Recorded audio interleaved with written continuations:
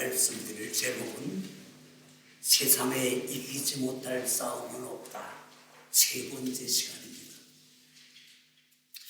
세상에 이기지 못할 싸움은 없다. 첫 번째 시간에 우리가 가져야 될 무기가 뭐라고 그랬습니까? 믿음이었죠. 믿음. 요한일서 5장 4절에 보면은 무릇 하나님께서 난 자마다 세상을 이기느니라. 세상을 이기는 승리는 이것이니 우리의 믿음이라고 했어요. 그 믿음 중에도 예수가 하나님의 자녀가 된다는 것을 온전히 믿는 믿음이 아니면 세상을 이길 수가 없다고 그랬죠. 두 번째 방법은 뭐라 그랬습니까? 기도였죠. 기도만이 우리가 세상을 이길 수가 있다는 것입니다. 기도 외에는 예수님께서 기도 외에는 다른 방법이 없다는 거죠. 귀신을 쫓아내는 것, 가난을 물리치는 것, 질병을 고치는 것, 이 모든 것을 이기는 것은 오직 기도라는 것입니다. 오늘 세 번째 무기는 뭘까요? 예수 믿는 사람이 첫째는 믿음의 무기가 있어야 되고 둘째는 기도가 무기였습니다. 오늘 세 번째 무기는 뭘까요? 맞추는 분 상금 드리겠습니다. 50만 동 드릴게요.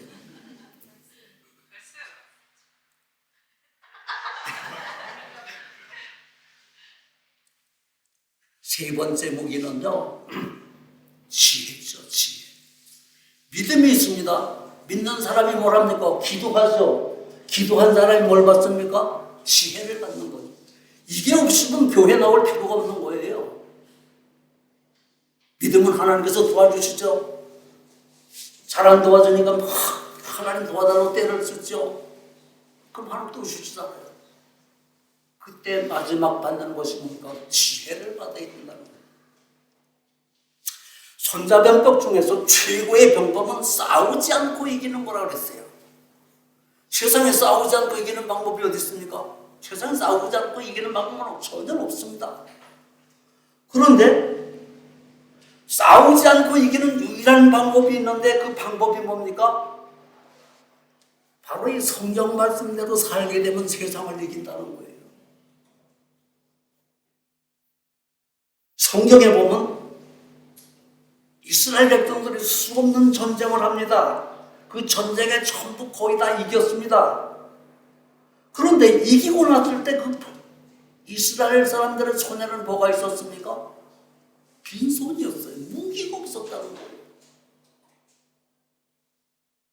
예를 들어 출애굽기에 보게 되면 이스라엘 백성들이 최초 애굽에서 탈출하여 애굽에서 좀 나왔습니다. 뒤에는 애굽에 잘 훈련된 마병이 따라옵니다. 군사들이 최신 무기를 들고 이스라엘 백성을 죽이려고 막 따라오는데 이스라엘 백성들은 가진 게 뭐가 있었습니까? 빈손이었어요. 그 중에 유일한 무기가 있다면 모세의 손에 들리는 지팡이 하나가 무기예요. 그거 외에는 아무것도 없었죠. 그래서 누가 이겼습니까? 하나님이 홍해바다를 쫙 갈라줬습니다. 이스라엘 백성들이 막 건너갔습니다. 앞에는 구름기둥, 불기둥이 막 힘들합니다. 애국 군대가 쳐들어와서 막말 타고 갈라진 바다 가운데 들어왔을 때 이스라엘 백성들은 다 건너고 하나님은 바닷물을 갖다가 다 갚아버리고 말았잖아요. 이스라엘 백성들은 화살 한 방 쏘지 않고 활 한 번 쓰지 않아도 대승리를 했다는 것이죠. 다윗이 골리앗 대장을 만났습니다. 무기가 뭐였습니까? 막대기 하나 있어요. 막대기 하나. 골리앗이 보고서 야 네가 나를 개를 보고 막대기 들고 나오냐 그랬죠. 골리앗은 키가 장대한 거인 중에 거인이었고 잘 훈련된 장수였습니다. 다윗은 막대기 하나고 물맷돌 하나 가지고 결국 나가서 싸웠죠. 다윗이 뭐라 그랬습니까? 너는 칼과 단창으로 나오지만 나는 만군의 여호와의 이름으로 나간다는 거예요. 누가 이겼습니까? 다윗이 이겼잖아요. 다윗이 골리앗을 쳐 죽였는데 성경에 보면 다윗의 손에는 무기가 없었다고 그래서 칼이 없었다고. 기드온과 300명의 용사가 아수르 대군과 싸웠을 때 300명, 달랑 300명과 수십만 하고 싸웠어요. 그런데 300명이 가진 무기가 뭐였습니까? 항아리하고 나팔이었잖아요. 한밤중에 기드온이 신으러 보니까 300명이 나팔을 들고 항아리를 두드려 깨니까 천둥벼락치는 소리에 놀라서 아수르 군다가 자다가 막 일어나서 자기끼리 막 싸우는 거잖아요. 다 죽여버렸잖아요. 누가 이겼어요? 300명 기드온의 용사가 이겼잖아요. 그들의 손에는 무기가 없었다는 거죠. 이스라엘 백성들이 거대한 여리고성을 점령할 때 무기가 뭐였습니까? 빈손이었잖아요. 계속 손만 푸는 거예요. 마지막 날 함성하고 기도 소리에 거대한 여리고성이 무너지고 말았습니다. 이런 것들이 무엇을 말하고 있느냐면 모든 전쟁은 여호와께 속한 것이라는 거죠. 모든 싸움, 전쟁은 여호와께 속한 것이에요. 여러분의 사소한 싸움도 결국 여호와 하나님께 속한 것이라는 거예요. 이 싸움에 이기려면 믿음이 있어야 되고, 두 번째는 기도가 있어야 되고, 기도한 사람은 지혜를 받아야만이 세상을 이길 수가 있다는 이야기인 것입니다. 오늘 본문 내용을 보게 되면 우리가 세상에서 부러워하는 모든 조건들은 다 여기에 있잖아요. 성읍에서도 복을 받고, 자녀들이 잘 되고, 경영하는 사업은 저절로 막 번창하고, 내가 심은 농작물인 땅에는 소산물이 넘치고, 가축들은 건강해서 새끼가 막 쉴 수 없도록 막 번져나갑니다. 심지어는 광주에도 축복을 받고, 떡반죽으로라도 복을 받고, 들어가도 나가도 막 복을 받는 거예요. 신명기 28장 같으면 뭐 세상에 못 사람 하나도 없잖아요. 모두가 다 잘 살고 모두가 다 거부가 되어 건강하게 다 200살 300살 살 수 있잖아요. 이 축복이, 이 결과가 이렇게 이긴 사람들 이야기가 뭡니까? 조건이 뭐예요? 여호와의 말씀을 순종했다는 것이죠. 그 하나님 말씀을 온전히 믿고 그 말씀대로 살았더니 세상을 이겨서 건강하고 잘 살고 경영하는 사업이 잘 되고 모든 것들이 다 풍성한 일이 이루어졌고, 원수들이 나를 죽이려고 쳐들어왔는데 계획을 짜고 쳐들어왔지만 결국 한 길로 왔다 7길로 쫓겨가는 역사가 있었다는 것입니다. 하나님께서 특별히 하늘에 보고를 열으셨다고 했어요. 왜 보고를 열었습니까? 이른 귀한 늦은 비를 적당히 하나님은 은혜를 주시기 위해서 하나님은 아름다운 보고를 열었다는 거예요. 그래서 하나님이 우리에게 축복을 하심으로 말미암아 우리는 꾸어질 망정 꽂지 않고, 우리는 머리가 되고 꼬리가 되지 않고 위에만 있고 아래는 절대로 안 간다는 거예요. 조건이 뭡니까? 성경 말씀대로 살면 우리는 싸울 필요도 없고 모든 환경과 조건을 이기는 승리자가 되어 28장 신명기 오늘 본문에 준 모든 축복을 여러분들에게 골고루 나눠준다는 이야기인 것입니다. 그러면 성경이 뭐길래 그런 능력이 있습니까? 이 성경이 뭐가 능력이 있어 그런 일이 일어납니까? 하나님의 말씀이잖아요. 전능하신 하나님의 말씀이 우리 인생의 무기. 이 말씀은요, 우리가 세상을 정말로 선하게 살아갈 수 있는 방법이 기록되어 있죠. 의인 되는 책이잖아요. 하나님께서 우리를 의인으로 인정만 하게 되면 세상에 무서울 것이 없다는 거죠. 하는 곳마다 다 이길 수가 있고 하나님의 보호하시고 인도하셔서 늘 복된 삶을 하나님께서 보장시켜 주신다는 것입니다. 이 성경 말씀은 진리라고 그랬어요. 진리는 뭡니까?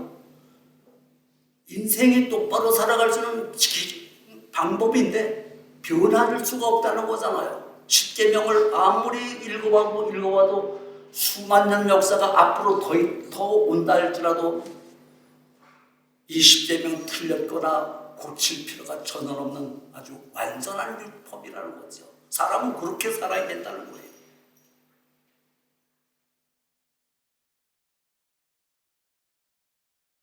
오늘 보면 13절에 보니까 오직 너는 하나님의 명령을 듣고 지켜 행하며 오늘 너에게 명령하신 하나님의 말씀을 떠나 좌로나 우로나 치우치지 않고 다른 신을 섬기지 않고 신앙의 지조만 지키고 산다면 누군지를 형통의 복을 주서 풍성한 삶을 살게끔 해준다고 약속하고 계시는 것입니다. 잠언서 1장 2절에 보면 성경을 읽으면 읽을수록 지혜가 생기고 그 훈계의 말씀을 깨닫게 되는 명철의 말씀을 하나님께서 주신다고 그랬어요. 그래서 우리가 지혜롭게 되고 의롭게 되고 공평한 사람이 되고 정직한 사람이 되게끔 만드는 책이 성경책이라는 것이죠. 이런 훈련을 받게 되면 누구든지 지혜가 있는 사람이 된다는 것입니다. 그렇게 되면 점점 학식이도 한다는 거죠. 명철한 사람은 모략을 얻을 것이라고 그랬어요. 그러니까 생각만 해도 좋은 계획을 세울 수가 있고 하기만 하면 잘 되는 방법만 생각나게끔 만들어 준다는 것입니다. 여호와를 경외하는 것이 지혜와 지식의 근본이라고 그랬어요. 그런데 미련한 사람들은, 지혜가 없는 사람들은 뭐라 합니까? 성경의 말씀을 무시한다는 거죠. 이 성경이 뭐는 그까지 종이 쪼가리가 뭔 능력이 있느냐. 성경을 우습게 한다는 것입니다. 우리가 많은 사람들을 상대하다 보면 대부분 세 종류의 사람을 만나게 되죠. 첫째 사람은요, 어떤 물건이나 어려운 상황을 보게 되면 금방 이게 뭐고 이걸 어떻게 하면 된다는 것이 금방 생각에 떠오르는 사람이 있어요. 두 번째 사람은요, 보고는 잘 몰라요. 설명을 해주면 그렇구나 이렇게 깨닫는 사람이 있죠. 세 번째 사람은요, 복음을 물어서 설명을 해서 잘 이해가 안 가요. 반복해서 가르쳐야 돼요. 그렇게 되면 내중에 겨우 아는 사람이 있습니다. 이 이야기는 사람의 머리가 좋고 나쁘다는 것을 말하는 것이 아니에요. 예수를 믿었으면 하나님이 주신 지혜만 받게 되면 누구든지 보면 알고 상황이 어렵게 돼도 이거는 어떻게 하면 방법이 스스로 결정할 수 있는 방법이 내게서 나올 수가 있다는 것입니다. 그래서 성경은 어떤 상황이나 물건을 보면 그냥 아는 사람을 지혜롭고 명철한 사람이라고 말합니다. 지혜로운 사람은요, 설명 안 해서도 알아요. 보면 이게 뭐다. 무슨 어려운 일이 터지게 되면 누구한테 물어볼 것도 없어요. 딱 머릿속에다 이건 이렇게 하면 방법이 나온다. 이게 지혜죠. 잠언서 20장 2절에 보면은 이런 것을 보고 듣고 아는 귀와 눈을 여호와께서 주신 선물이라고 했어요. 지혜는 결국 하나님이 주시는 선물이라는 것입니다. 여러분, 그럼 지혜가 뭘까요? 지혜가 뭘까요? 지혜는 사물의 이치나 상황을 제대로 깨닫고 그것을 현명하게 대처하는 기가 막힌 탁월한 방법이라는 거죠. 그 생각을 다 나타내는 이 정신적인 능력을 말합니다. 이 슬기와 지혜는 성경 슬기도 있고 지혜도 있는데 한글 사전에 보게 되면 슬기는 순수한 한국말로 사물의 이치를 바르게 분별하고 이를 정확하게 처리하는 방법을 생각해내는 재능이라고 됐어요. 결국 뜻으로 봤을 땐 슬기나 지혜가 똑같은 말이라는 거죠. 지혜는 한문이고 슬기는 한문이라는 거죠. 명철은 총명하고 사리에 밝다는 뜻인데 이 총명이라는 사람 밝을 명자에다 밝을 철자를 써요. 밝다는 거죠. 그래서 이 말은 모든 일을 보면은 그냥 훤히 다 안다는 거예요.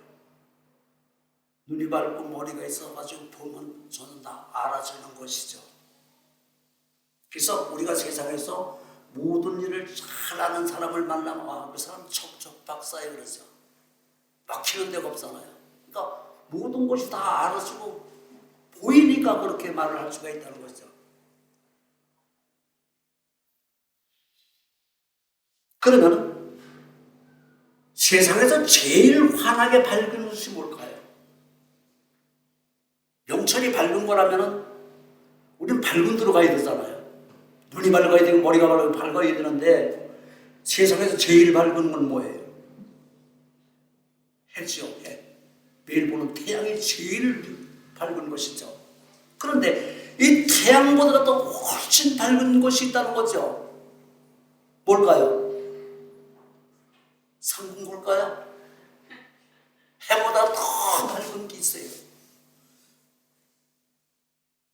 그것은 해를 만드신 전능하신 하나님이라는 거예요. 하나님은 해보다 더 밝고 밝다는 것이죠.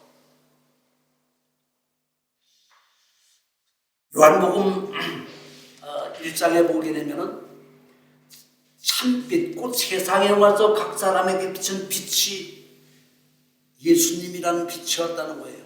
그것은 하나님의 말씀이 하나님의 사랑으로 만들어서 예수님 만들어서 이 땅에 오는데 그분이 그렇게 밝았다는 거죠. 우리의 정말로 칠흑처럼 어두운 모든 세상, 내 마음속, 내 머릿속을 예수만 믿고 치료받았더니 환하게 모든 것이 다 저절로 열렸어요. 근심과 걱정이 사라지고 말았습니다. 그러니까 예수를 믿기만 하면 지혜를 받아서 이런 사람이 되어야 된다는 것입니다.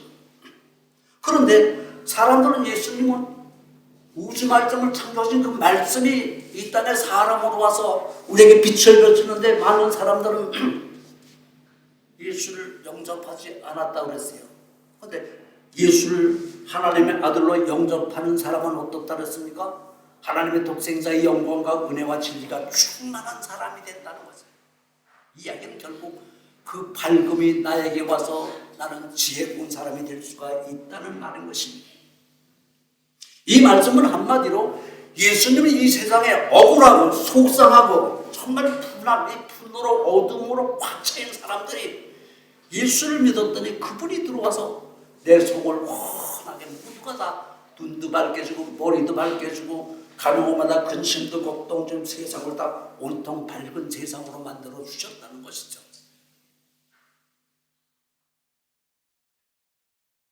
이사야서 30장 26절에 보면요, 여호와께서 자기 백성의 맞은 자리를 고치시고 그 상처를 싸매시는 날에는 달빛은 햇빛 같고 햇빛은 일곱 날의 빛과 같이 된다 그랬어요.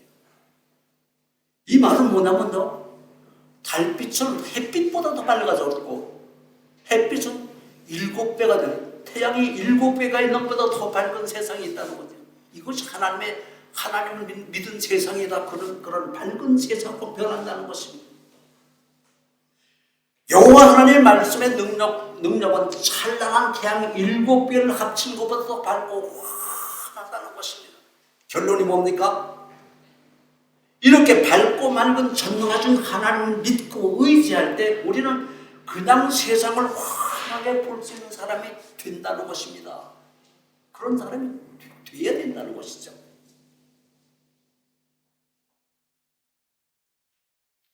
그렇게 되면 어떻게 됩니까? 지혜로운 사람이 되고 우리는 싸우지 않아도 이미 이긴 사람이 될 수가 있다는 것입니다. 싸우지 않고도 이미 다 이기는 거예요. 우리 속담에 치는 것이 이기는 거라고 그랬잖아요.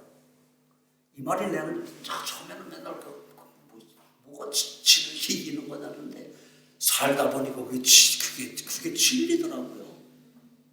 정말로 예수님 이름으로 참고 지키만 하면 결과적으로 이기는 사람이 되는 거예요. 말하는 것은 결국 이기는 거예요.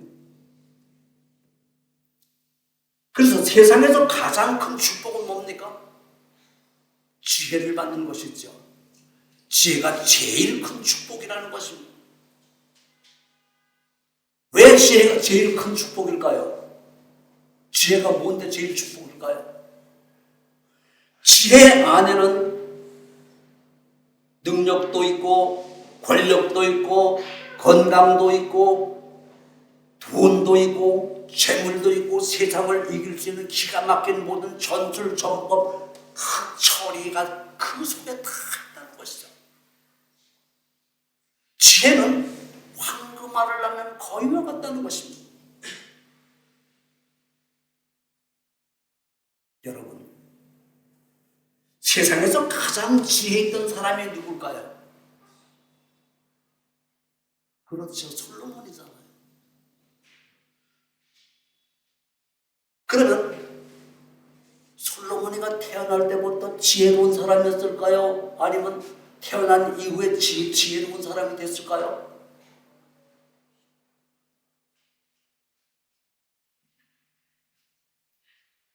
솔로몬이가요? 태어날 때는요, 지난해나 그러고 그런 보통 사람이었어요.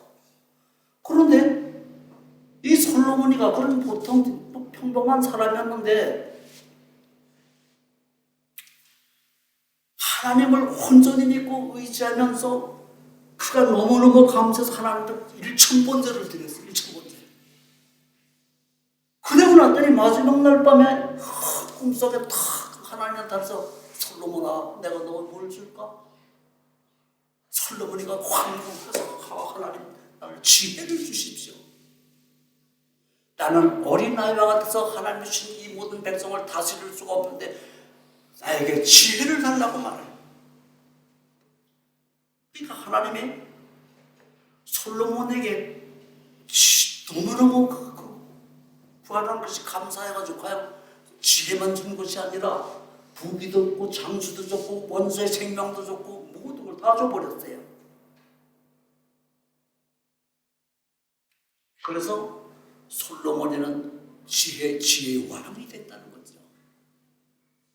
솔로몬이가 신분을 볼 때는 우리 한국 족보로 따지면 족보에 올라갈 수 없는 불쌍놈이에요.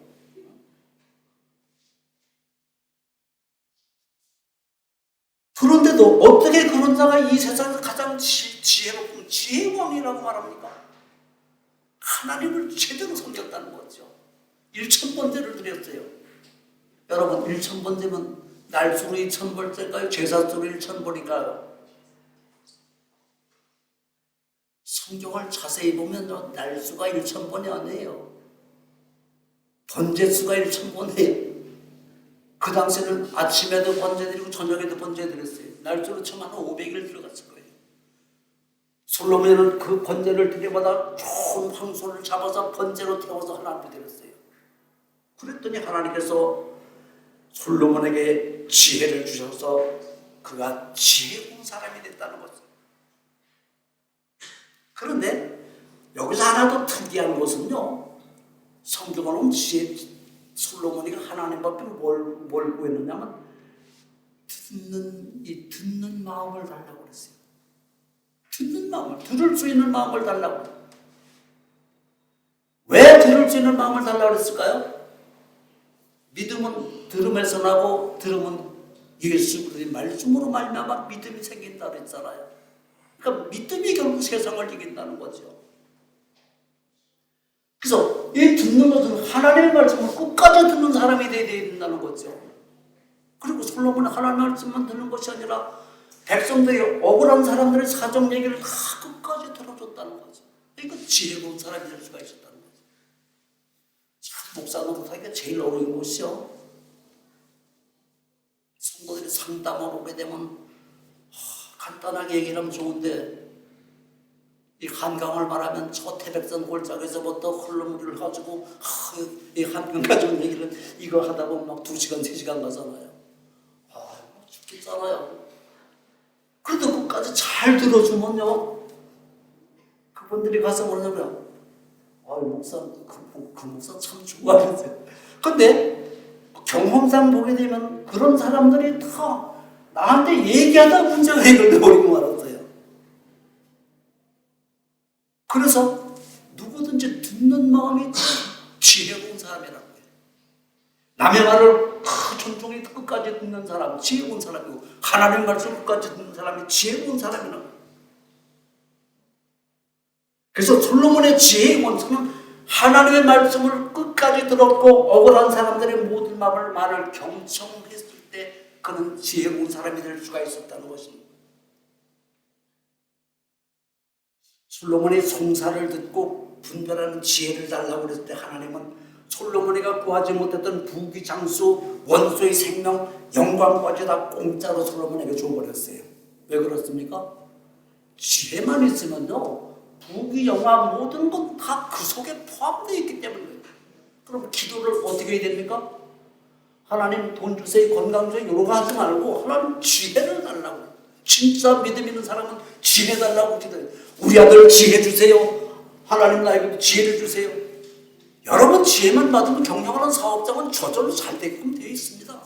지혜만 있으면 가정은 서로 행복하게끔 되어 있어요. 아이가 지혜가 있으면 공부를 못했다 할지라도 그의 인생은 참 어디 가든지 위에 있고 아래 있지 않고 오줌 넘는 꽂지 않는 인생으로 살 수가 있는 거죠. 우리가 그런 사람 되려고 예수 믿은 거 아닙니까?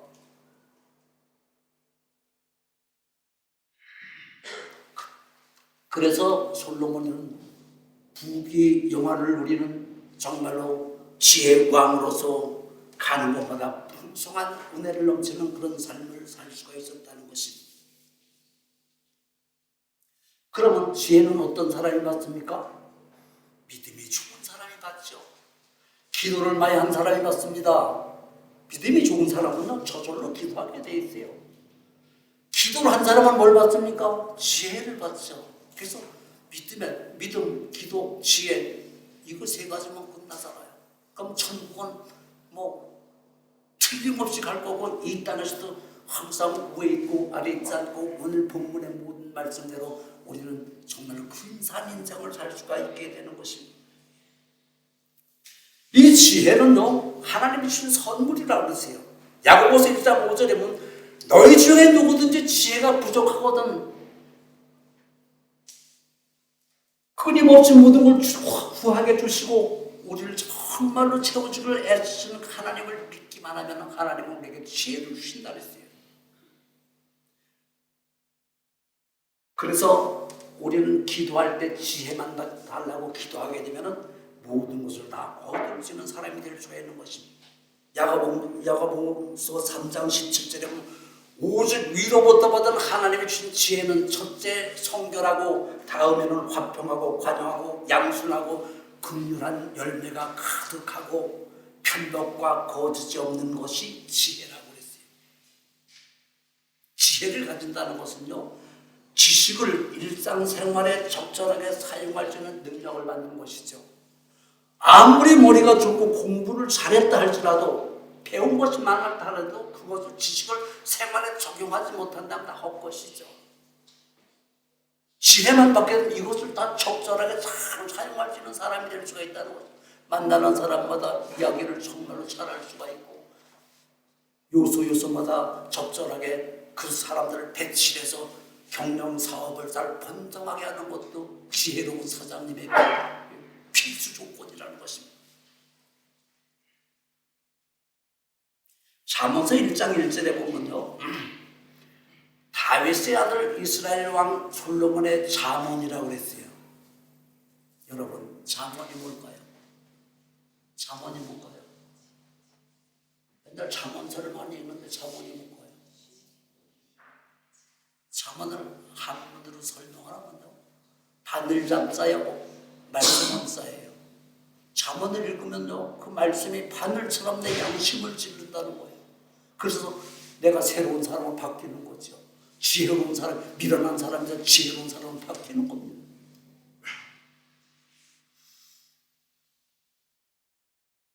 그래서 잠언은 명쾌한 격언과 교훈과 상반된 비유로 대비시켜서 이것을 우리에게 전하고 있는데 이 잠언서를 많이 읽다 보면 나도 저절로 지혜로운 사람이 될 수가 있다는 것입니다. 왕상 10장 6절에 스바왕이 솔로몬을 찾아왔어요. 또 지혜로운 왕이라서 이스라엘에 와서 솔로몬 왕을 만났는데 만나고 난 뒤에 스바왕이 뭐라 그랬냐면요, 내가 우리 고국에서 솔로몬 왕이 지혜가 있다는 얘기를 많이 들었는데 그냥 헛소문이겠지 했는데 와서 직접 보니까 그분의 지혜를 정말로 내가 두 눈으로 보고 확인을 해보니까 내가 고국에서 들었던 소문은 절반도 안 되더라는 거예요. 솔로몬이가 정말로 지혜를 받아서 어떻게 살았냐면, 이스라엘이 정말 가난하고 어려운 나라였는데 다윗이 전쟁을 해서 겨우 이제 좀 나라를 구틀을 만들었고, 솔로몬이가 지혜를 가져서 주변의 모든 강국들이 전쟁을 하지 않아도 그들이 조공을 바치는 그런 지혜로운 정치를 했기 때문에 이스라엘 백성들이 다 누구든지 풍요로운 인생을 사는 태평성대를 누렸다는 것이죠. 그래서 지혜는 험악한 세상을 이기는 바로 지르기가 지혜라는 거예요. 그래서 솔로몬이는 칼 쓰고 활 쏘고 전쟁 한 번도 하지 않았어요. 그런데 불구하고 주변의 모든 나라의 조공을 받는 그런 싸우지 않고 이기는 사람이 될 수가 있었다는 것입니다. 잠언서 9장 10절에 보면 여호와를 경외하는 것이 지혜의 근본이라고 했어요. 거룩하신 하나님을 아는 것이 명철의 근본이라고 했습니다. 지혜의 근본이 뭐라고 그랬습니까? 지혜의 근본이 뭡니까? 하나님을 경외하는 믿음이 지혜의 근본이라는 거죠. 명철의 근본이 뭐라고 그랬습니까? 전능하신 하나님을 아는 거예요. 우리가 이것 때문에 교회에 나오잖아요. 하나님이 어떤 분인지 알라고 예배드립니다. 하나님이 어떤 분인지 알라고 기도하는 거 아닙니까? 정말로 하나님을 제대로 경외하는 믿음만 있다면요, 지혜로운 사람이 될 수가 있다는 것이죠. 다니엘서 2장 1절에 보면 느부갓네살 왕이 잠자다가 이상한 꿈을 꿨습니다. 그런데 아침에 깨우고 나니까 이 꿈을 다 잊어버리고 아무것도 모르는 거예요. 왕은 박수와 술객과 점장이 술자들을 다 불렀어요. 바벨론의 유명한 술객들은 다 모였습니다. 그들을 만나고 왕이 그러잖아요. 야, 내가 어젯밤에 꿈을 꿨는데 내가 잊어버렸다. 그 꿈을 내가 얘기하라. 그리고 그 꿈을 해설해달라는 거예요. 온 나라의 박수와 술객들이 참 기가 막히잖아요. 지가 꾼 꿈을 잊어버리고 그 꿈을 얘기를 하라는 얘기. 그 중에 어떤 술객이 그러세요. 왕께서 우리에게 물으신 것은 정말로 어려운 일입니다. 사람은 불가능하고 신들 외에는 이것을 제대로 얘기할 사람이 없습니다. 이 말을 들은 왕이 분노했습니다. 그래서 바벨의 모든 지혜자들을 다 죽이라고 명령을 했죠. 왕의 이 명령이 내리자 왕의 건이 되잖아. 이 아리옥이 박수술객 무단 전부 다 죽이러 갑니다. 그 중에 누가 있었습니까? 다니엘이 있었고 사드락과 메삭과 아벤노고 친구 세 사람 다 끌려서 죽으러 가는 겁니다. 끌려가다 다니엘이 그러죠. 왕 건의대장 아리옥에 왕의 명령이 어찌 그렇게 급합니까? 이 사람들을 죽이지 말고 나를 왕실로 안내해라. 내가 그 꿈 알아주겠다. 내가 그 꿈도 해명시키겠다. 그러니까 그 사람 죽이러 가다 다 중지하고 다니엘을 끌고 아리옥에 왕한테 가죠. 왕한테 가서 그럽니다. 내가 이스라엘 전쟁에 가서 노예로 잡아온 소년인데 얘가 지금 왕의 꿈을 알아내고 꿈 해몽을 해줄 거라고 그랬죠. 왕이 다니엘 보고 그래요. 내가 정말 내가 꾼 꿈을 나한테 제대로 고하겠느냐? 그러니까 다니엘이 예.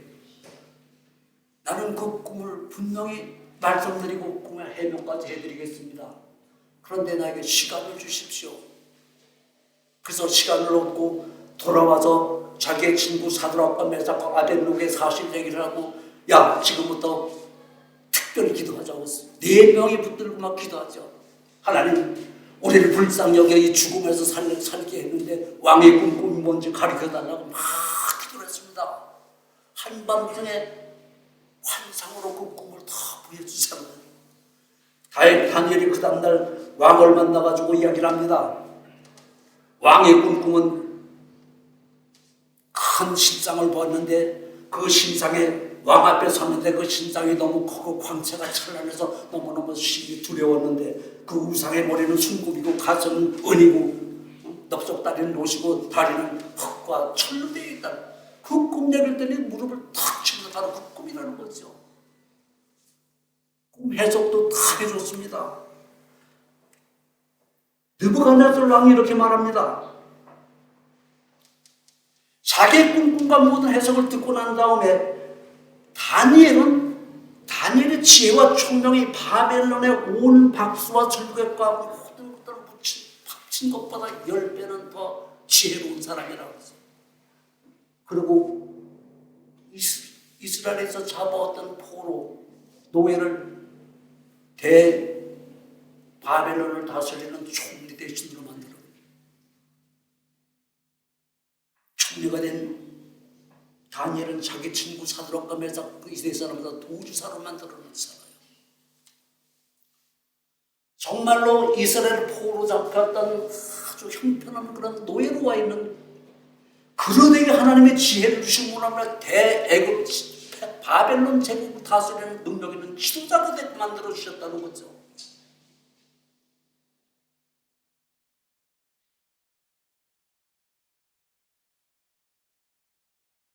한자성어에 구토지설이라는 말이 있어요. 구토지설. 이 말은 삼국사기에 실리는 고대 설화인데 우리가 잘 아는 별주부전이에요. 별주부전. 별주부전은 주인공이 누굽니까? 자라와 토끼잖아요. 거기가 토끼인데 토끼가 거북에게 속아서 용궁으로 끌려갔습니다. 근데 용궁에 도착한 토끼가 지금 청천벽력 같은 이야기를 들었어요. 야, 토끼 간이 병든 용왕님의 약으로 쓰이고 토끼를 지금 잡아온 거예요. 지금 토끼는 빼도 박도 못하고 죽을 수밖에 없는 그런 난감한 처지에 다 머리에게 떠오르는 게 뭐였어요? 용왕을 만나서 그랬죠.